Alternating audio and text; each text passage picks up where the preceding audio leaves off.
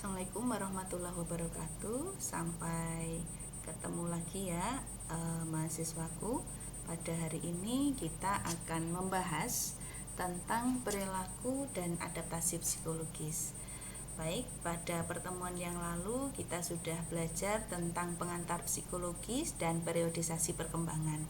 Nah, pada pertemuan kali ini kita akan belajar lebih lanjut tentang perilaku dan adaptasi psikologis. Oke, perilaku itu adalah fungsi dari interaksi antara seorang individu dengan lingkungannya, baik yang diamati secara langsung ataupun yang diamati secara tidak langsung. Pada umumnya, manusia itu mempunyai perilaku yang berbeda karena dipengaruhi oleh kemampuan yang tidak sama. Dan perilaku ini penting untuk kalian ketahui bahwa kenapa seseorang itu berperilaku tidak sama, karena memang mereka memiliki latar belakang yang tidak sama.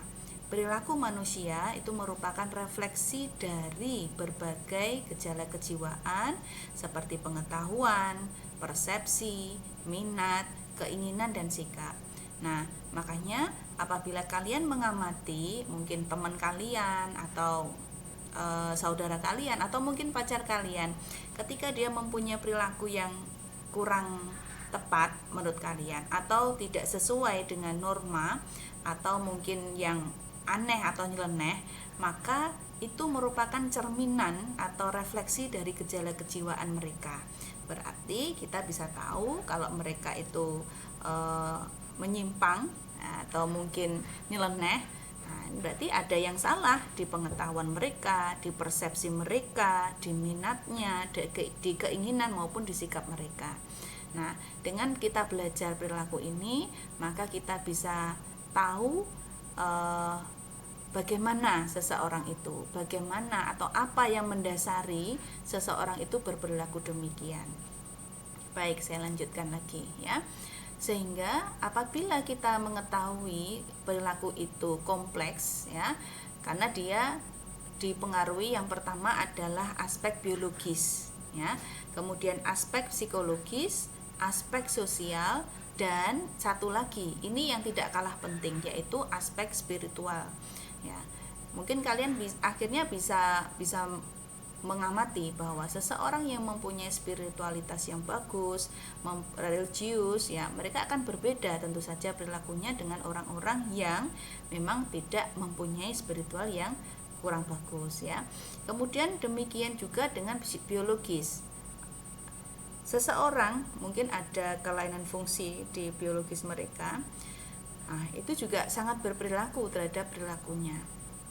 Kemudian sosiologis juga demikian, ada seseorang yang hidup atau tumbuh di lingkungan yang kurang baik, mungkin seorang perempuan yang tumbuh di lingkungan yang bebas, yang permisif, mungkin di daerah yang dekat dengan lokalisasi. Maka karena lingkungan mereka seperti itu, tentu saja si perempuan tadi dia juga akan sedikit banyak mengadop, melihat, mempelajari, menginternalisasi bagaimana perilaku-perilaku yang ada di lingkungan sekitar mereka. Nah, dengan demikian, apabila kita sudah tahu kompleksitas perilaku manusia, maka kita punya kewajiban untuk mengkondisikan segala aspek ya, baik biologis, psikologis, sosiologis maupun spiritual ini sebaik mungkin supaya kita bisa mempunyai perilaku sebagai manusia yang baik. Ya. Oke, saya lanjutkan lagi. Perilaku manusia seperti yang saya katakan sebelumnya itu bersifat kompleks. Perilaku manusia itu dapat terjadi karena berbagai sebab dan terarah pada berbagai tujuan manusia itu sendiri ya. Kemudian perilaku manusia tidak terlepas dari keberadaan dirinya sebagai makhluk biologis, makhluk individu, makhluk sosial, dan juga makhluk religius. Baik, perilaku manusia merupakan segala sesuatu yang dibuat atau dikerjakan oleh manusia yang merupakan kompleks dari gejala-gejala jiwa atau tadi disebutkan oleh Brajeng sebagai refleksi gejala jiwa. Dan gejala jiwa manusia itu meliputi 3 hal ini, yaitu kognisi, afeksi, dan juga konasi. Apakah itu? Nah, Aspek kognisi itu meliputi perhatian, pengamatan, tanggapan, imajinasi, ingatan, pikiran, intuisi. Sedangkan afeksi ini meliputi perasaan dan juga emosi. Kemudian konasi itu meliputi refleks, insting, otomatisme, kemauan atau motif, hasrat, minat, dan nafsu. Contoh, gejala-gejala jiwa manusia tadi disebutkan meliputi aspek kognisi. Imajinasi, contoh yang paling sederhana. Ada dari kalian itu yang mempunyai imajinasi yang bagus. Dia mempunyai bakat seni yang tinggi, maka dia bisa mewujudkan imajinasinya itu dengan menggambar, dengan melukis ataupun berkreasi. Nah, ini juga merupakan salah satu bentuk dari perilaku. Kemudian afeksi, emosi ya, perasaan atau emosi. Kalian ketika sedang sedih, ketika sedang marah, tentu saja akan kelihatan ya, akan muncul melalui perilaku kalian. Ketika Burajeng sedang marah, akan kelihatan dari wajahnya, dari sudut bibir yang mungkin tertarik ke bawah, dari ujung alis yang mungkin tertarik ke atas. Nah, dan seterusnya ya. Jadi itu semua merupakan perilaku yang bisa diamati ya. Kemudian konasi itu juga demikian. Minat kalian, nafsu ya. Itu juga termasuk suatu hal yang penting dan ini bisa kita pelajari di psikologi. Baik, kemudian yang harus kita pelajari berikutnya dari perilaku manusia itu adalah kita harus tahu asal dari perilaku manusia itu basicnya dari apa. Yang pertama adalah native behavior.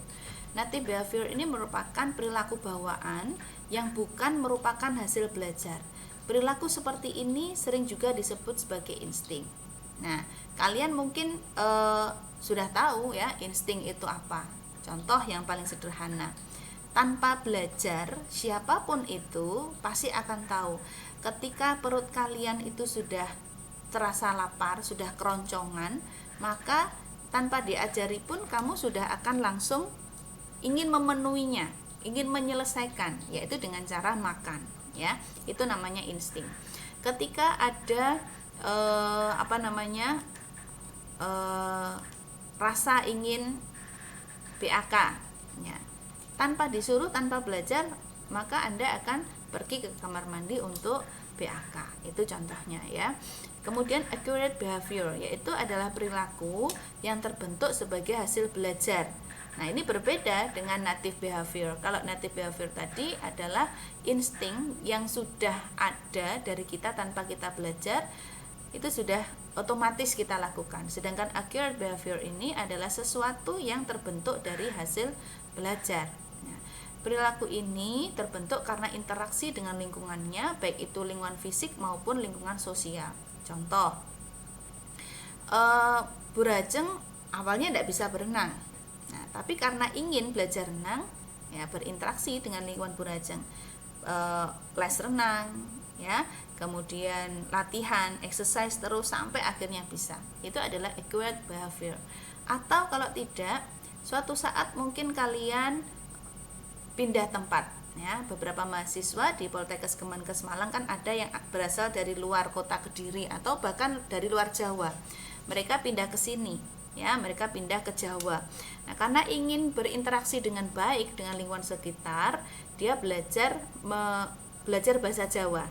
Nah, yang asalnya tidak bisa menggunakan bahasa Jawa, sekarang bisa menggunakan bahasa Jawa. Paling tidak mengerti ketika terjadi komunikasi menggunakan bahasa Jawa.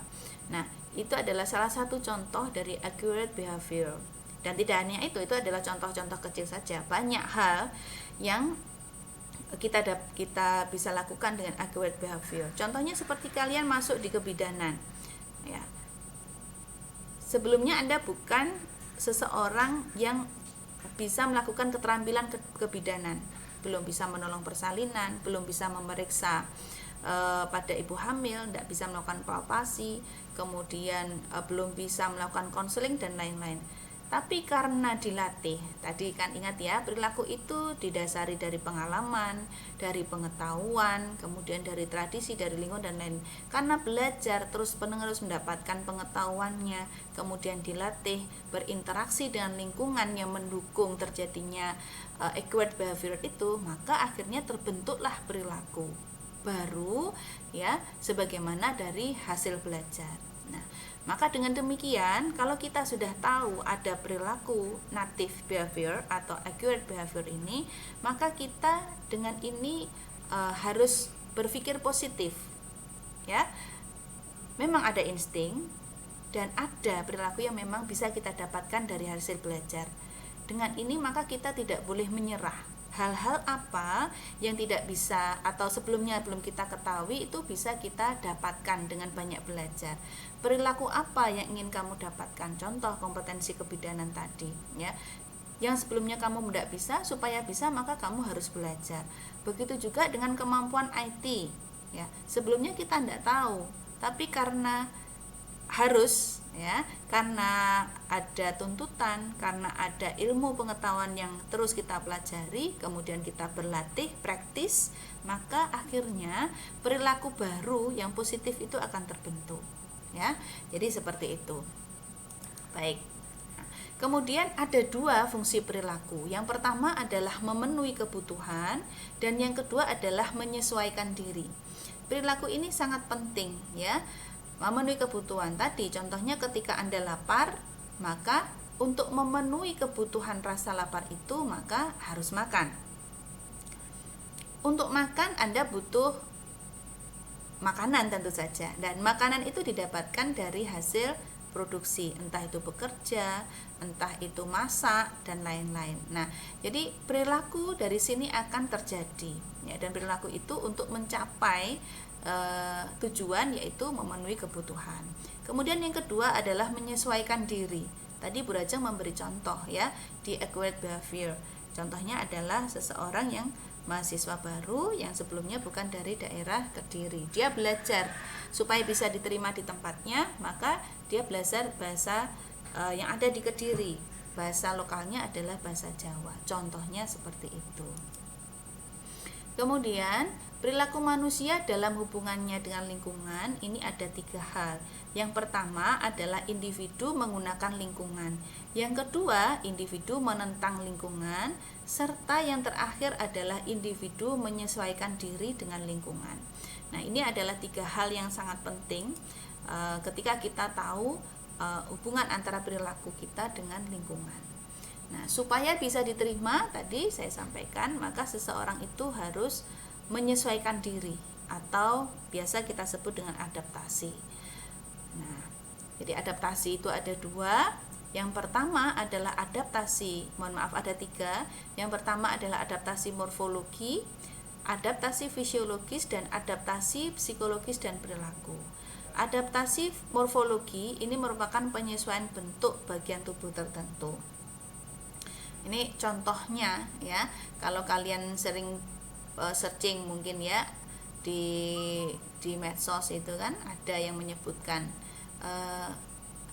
beberapa kecantikan yang aneh di dunia. Yang pertama mungkin kalau saya pernah membaca, yang pertama adalah orang Cina itu dianggap cantik kalau kakinya kecil. Nah, untuk mencapai tujuan tersebut maka dia berusaha untuk menggunakan sepatu yang kecil. Jadi sejak kecil itu dikondisikan, walaupun si anak perempuan itu tumbuh semakin besar, dia tetap menggunakan sepatu yang kecil. Maka yang terjadi adalah kaki tadi tidak bisa tumbuh, ya tetap kecil aja. Seandainya tumbuh ya karena dipaksa dengan bentuk sepatu yang kecil, maka lama kelamaan kaki tadi tidak tumbuh, ya, sebagaimana mestinya. Kemudian yang kedua, contoh yang lain, mungkin kalian juga pernah membaca, ya, salah satu tradisi wanita yang ada di pedalaman Thailand. Dia mempunyai persepsi cantik itu dengan leher yang jenjang seperti jerapah, ya. Maka perempuan-perempuan di sana sejak kecil itu dikasih logam di leher mereka, ya, sehingga semakin bertambah usia tambah lagi logamnya atau kalung ya, ditambah terus sehingga pada akhirnya pertumbuhan tulang rusuk ini akan tertekan dan kelihatannya lehernya ini seperti memanjang ya. Itu contoh dari adaptasi morfologi. Kemudian yang kedua adalah adaptasi fisiologi, merupakan penyesuaian pada organ-organ tubuh, misalnya ukuran jantung, banyaknya sel darah merah dan seterusnya. Contohnya ketika kita sedang beraktivitas ya, karena energi yang kita butuhkan untuk melaksanakan aktivitas itu lebih banyak ya otomatis daripada kita dalam keadaan istirahat, maka sirkulasi darah pun juga akan dipacu menjadi lebih cepat. Nah, apa yang dilakukan organ tubuh kita, maka jantung akan berdegup lebih cepat juga. Nah, itu contohnya adaptasi fisiologis. Kemudian yang ketiga, adaptasi psikologis dan perilaku. Nah, ini yang akan lebih banyak kita bahas di mata kuliah psikologi. Baik, ya, kita lanjutkan lagi. Nah, untuk menyesuaikan diri ada 3 cara ya, adaptasi psikologis dan perilaku ini. Yang pertama adalah autoplastis, kemudian alloplastis, dan yang ketiga adalah kompromi. Autoplastis ini adalah adaptasi yang dilakukan oleh diri sendiri untuk disesuaikan dengan lingkungan. Pasif ya, jadi bersifat pasif ya autoplastis ini, di mana kegiatan kita ditentukan oleh lingkungan. Jadi individu di sini bersifat pasif ya, lingkungan yang lebih banyak mempengaruhi dia. Nah, nanti contohnya apa? Silahkan Anda chat di forum ya, contoh dari adaptasi autoplastis ya. Oke, silahkan nanti mahasiswa bisa menjawab atau memberikan contoh dari autoplastis. Baik, berikutnya alloplastis adalah adaptasi yang dilakukan dengan merubah lingkungan sesuai dengan apa yang dikehendaki. Ini bersifat aktif, di mana manusia atau kita atau individu itu mempengaruhi lingkungan. Jadi terlihat dari tanda panah ini ya. Jadi dia lebih banyak mempengaruhi lingkungan supaya apa? Supaya dia bisa menyesuaikan diri dengan lingkungannya. Baik, silakan nanti kalian juga memberikan contoh ya. Saya berharap kalian aktif di diskusi ini dan bisa memberikan contoh dari adaptasi alloplastis. Oke, sekarang yang ketiga. Yang ketiga adalah kompromi, yaitu adaptasi yang dilakukan dengan merubah diri sendiri dan lingkungannya. Ini seimbang ya. Jadi individu juga berubah dan lingkungan pun juga berubah. Ya, akhirnya bisa terjadi keseimbangan atau penyesuaian baru dari individu maupun lingkungan. Baik, saya lanjutkan. Kalau 3 tadi adalah proses ya dari adaptasi, jadi ada 3 ya. Silahkan kalian atau mahasiswa nanti memberikan contoh di chat, dan itu saya gunakan sebagai absen kalian di forum Purajeng di pertemuan ini. Oke, saya lanjutkan ke teori tentang determinan perilaku. Yang pertama ya, ini merupakan teori dari Lawrence Green yang menyebutkan bahwa behavior itu merupakan fungsi dari predisposing factor, kemudian enabling factor, dan reinforcing factor. Jadi kalau kita melihat teori Lawrence ini, dia menyebutkan bahwa perilaku itu merupakan fungsi dari faktor-faktor predisposisi yang terwujud dalam pengetahuan, sikap, kepercayaan, dan nilai-nilai, didukung dengan enabling factor. Enabling factor itu adalah faktor-faktor yang memungkinkan terjadinya perilaku yang berupa waktu, fasilitas, aturan, dan seterusnya. Kemudian reinforcing factor adalah faktor-faktor pendorong terjadinya perilaku yang berupa desakan kebutuhan. Oke, saya kasih contoh pada masa pandemi ini kita mempunyai kebiasaan baru, perilaku baru, yaitu menggunakan masker ketika berada di luar rumah atau berinteraksi dengan individu yang lain. Nah, perilaku tersebut adalah menggunakan masker. Predisposing faktornya adalah pengetahuan, sikap, kepercayaan. Jadi individu-individu sekarang ini, jadi kita itu mempunyai pengetahuan akan adanya pandemi COVID-19. Ya, kita percaya bahwa COVID-19 ini berbahaya untuk kesehatan kita. Ya, itu adalah faktor predisposisinya. Kemudian enabling faktornya atau faktor-faktor yang memungkinkan terjadinya perilaku tadi adalah berupa fasilitas, aturan, dan seterusnya. Masker ini merupakan suatu hal yang wajib kita kenakan. Sekarang sudah didukung dengan adanya aturan.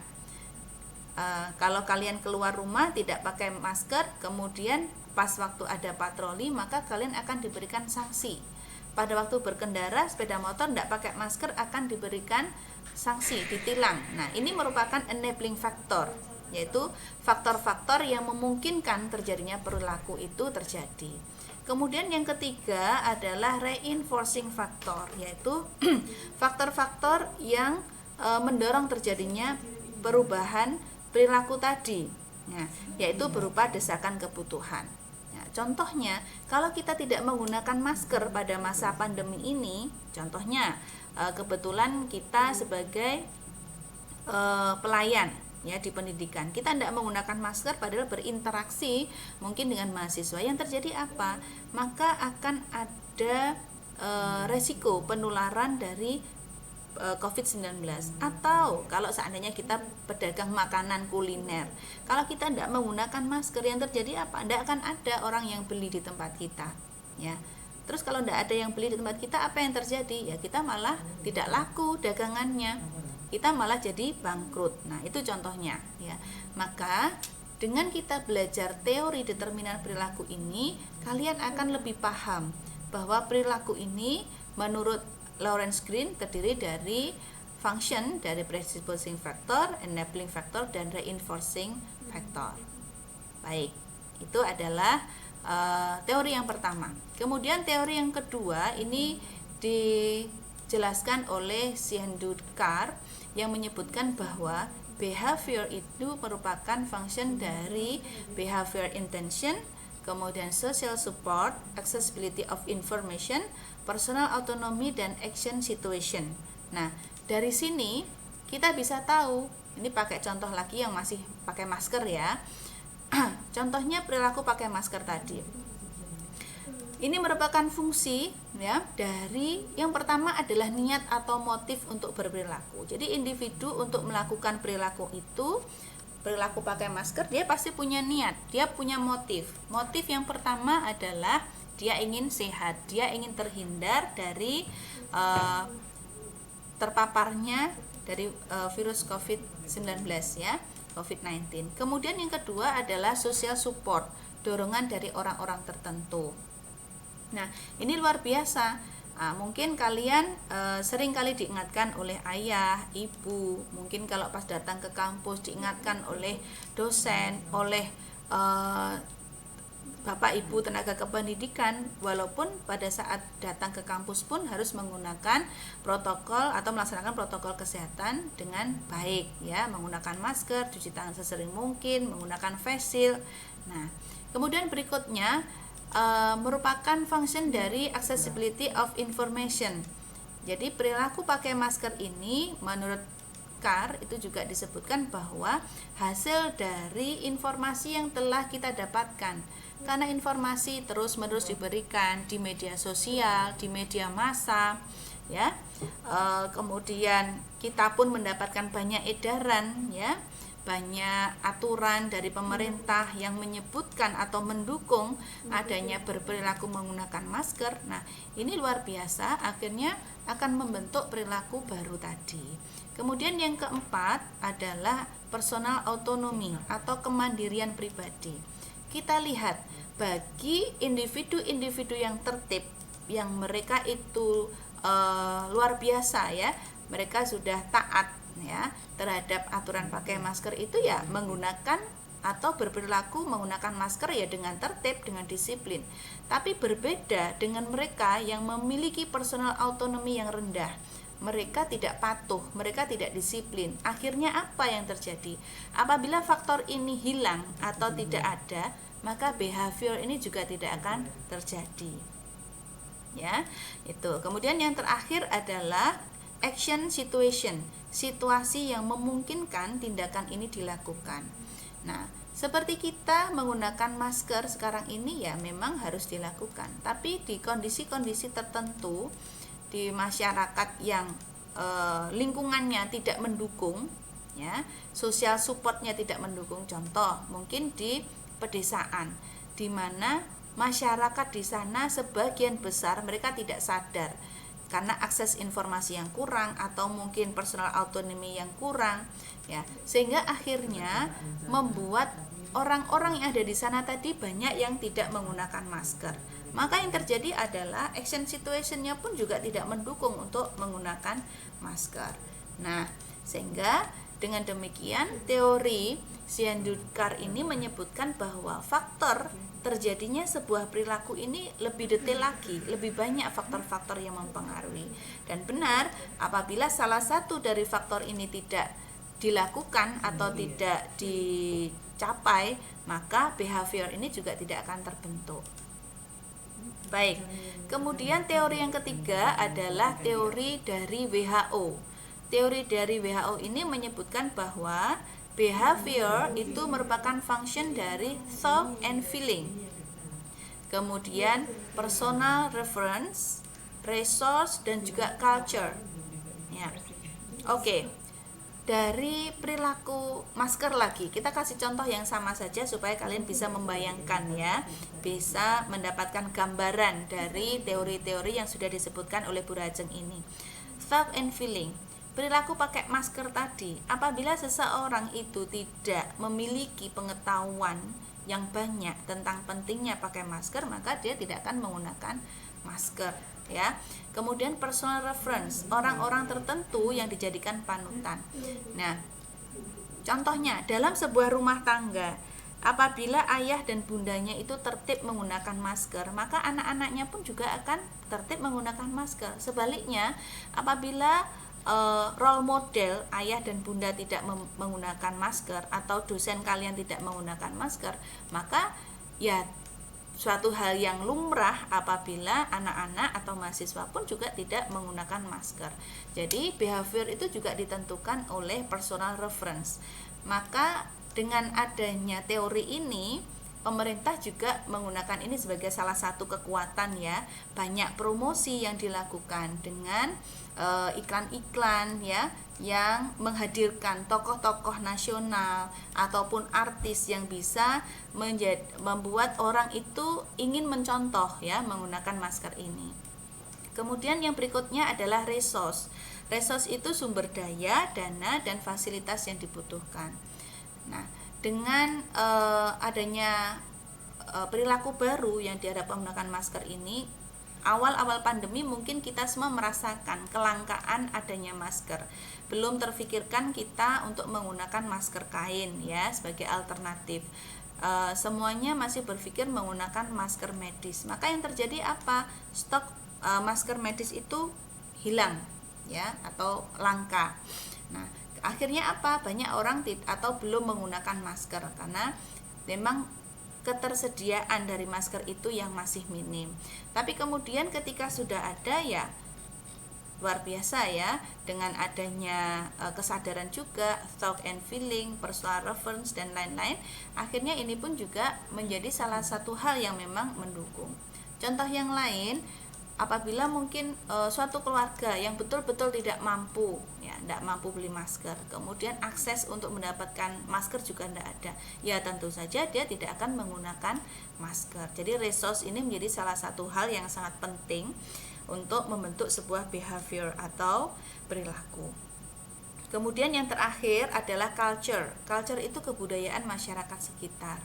Nah, ini hampir sama seperti contoh yang sudah diberikan Bu Rajeng di teori CAR sebelumnya. Apabila sebuah lingkungan itu ternyata sama-sama mereka menggunakan masker, ya akan semuanya menggunakan masker. Tapi apabila sebagian besar dari lingkungan atau society tadi tidak menggunakan masker, ya otomatis orang-orang yang ada di komunitas itu atau di masyarakat itu ya akan ogah-ogahan menggunakan masker. Sama-sama omong itu aja, atau mereka tidak menggunakan masker, lah ngapain saya pakai masker? Itu yang ada di pikiran individu ya. Jadi dengan adanya teori yang ketiga dari WHO ini, thought and feeling ini menjadi hal yang menjadi salah satu hal yang mempengaruhi terbentuknya sebuah perilaku ya. Kemudian personal reference, resource, dan culture ini juga menjadi hal yang penting supaya perilaku ini terbentuk. Nah, ketika kita sudah tahu item-item ini yang membentuk sebuah perilaku, maka kita harus membawa semua aspek ini menjadi positif ya. Thought and feeling, kalau dirasa perilaku itu adalah perilaku yang positif, supaya perilaku positif itu terbentuk, maka kita harus menambahkan ilmu pengetahuan ya dan perasaan kita secara positif untuk terbentuknya perilaku yang positif tadi terwujud. Begitu dan seterusnya. Oke, berikutnya adalah teori tentang perubahan perilaku.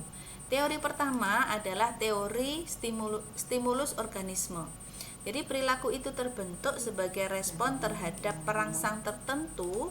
Oleh karena itu, perilaku dapat berubah jika terjadi perangsang yang intensitasnya melebihi perangsang sebelumnya. Nah, contoh, suatu saat kita mengalami situasi ya, di mana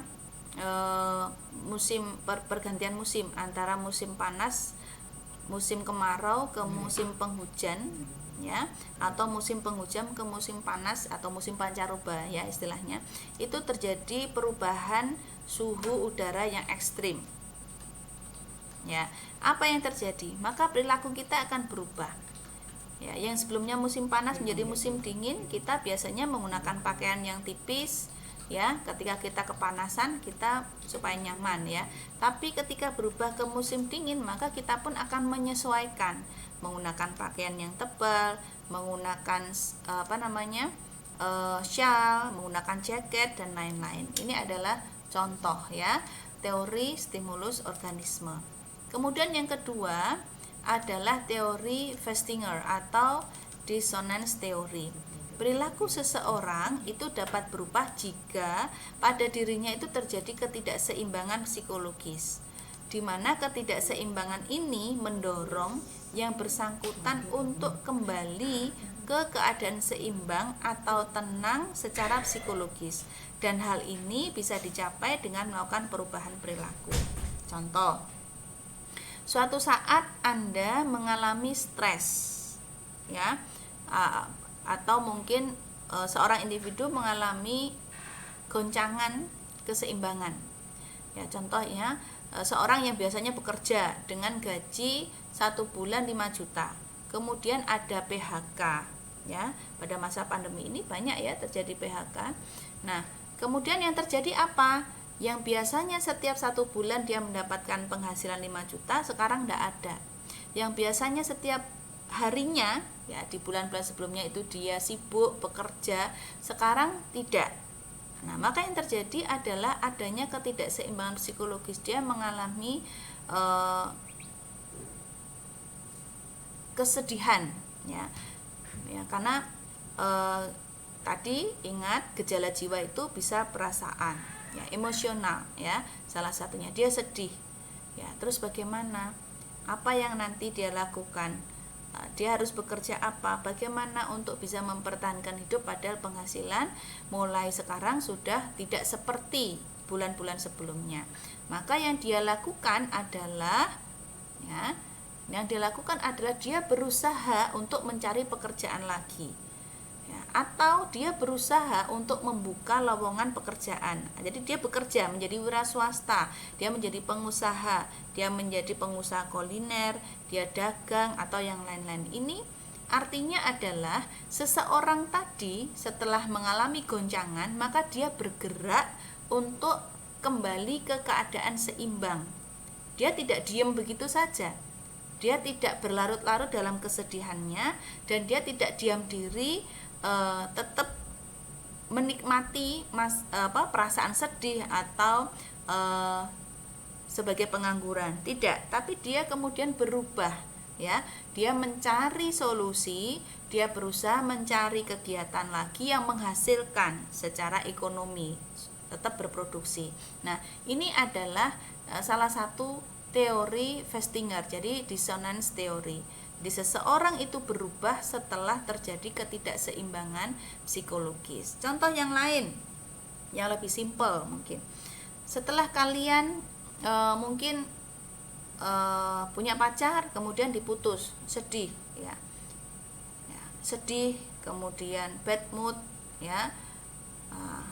Yang itu merupakan salah satu bentuk ketidakseimbangan psikologis, ya.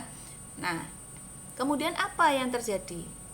Berikutnya yang kalian lakukan adalah Anda keluar rumah, menemui teman-teman, kemudian bersenang-senang dengan temanmu, ya, melakukan suatu bentuk katarsis, melampiaskan emosi negatif tadi dengan bertemu teman, ngobrol, bersosialisasi, ya, atau istilahnya kalau itu berhasil melupakan kesedihan tadi, istilah zaman mahasiswa sekarang namanya move on, ya. Ya, itu. Nah, ini merupakan salah satu contoh dari dissonance theory. Oke, berikutnya adalah teori yang ketiga adalah teori fungsi, di mana perilaku manusia itu berhubungan dengan kebutuhannya. Perilaku memiliki fungsi instrumental, artinya berfungsi untuk memenuhi kebutuhan. Tadi, ya, seperti yang disampaikan Brajeng pada slide awal. Kemudian perilaku juga berfungsi sebagai pertahanan diri dalam menghadapi lingkungan. Nah, kemudian perilaku berfungsi untuk menyesuaikan diri terhadap apa yang terjadi, dan perilaku merupakan perwujudan dari ekspresi diri.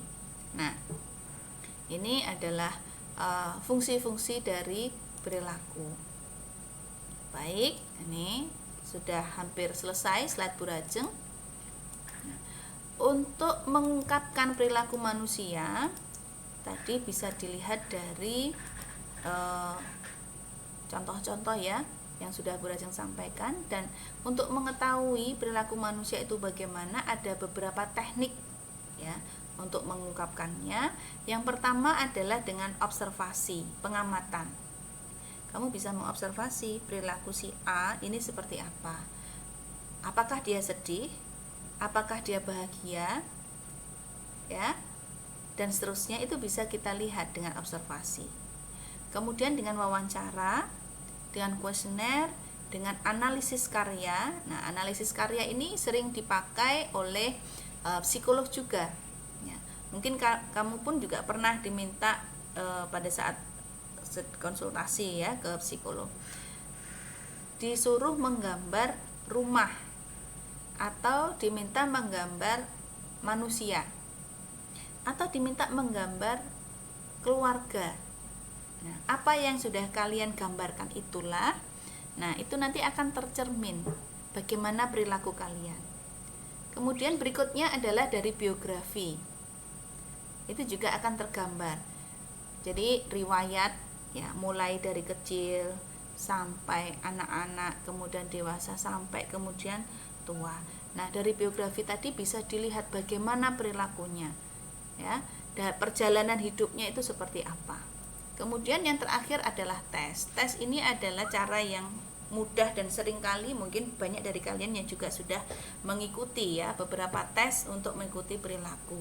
Nah, Brajeng juga pernah, ya, menceritakan ke kalian mungkin di pertemuan sebelumnya.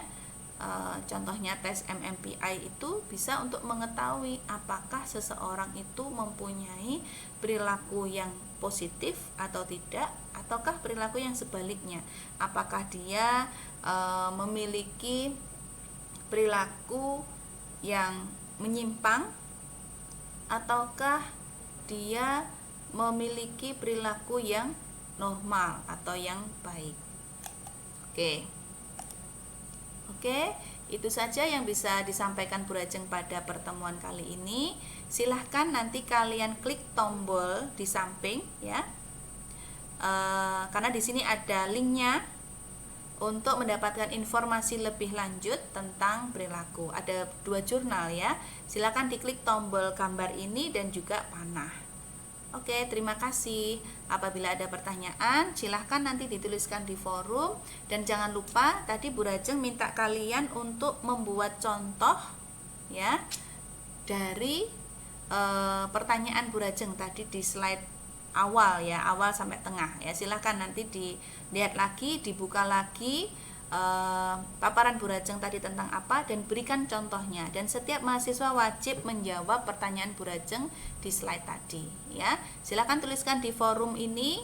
Baik, selamat siang, saya akhiri. Selamat bersenang-senang dalam belajar. Wassalamualaikum warahmatullahi wabarakatuh.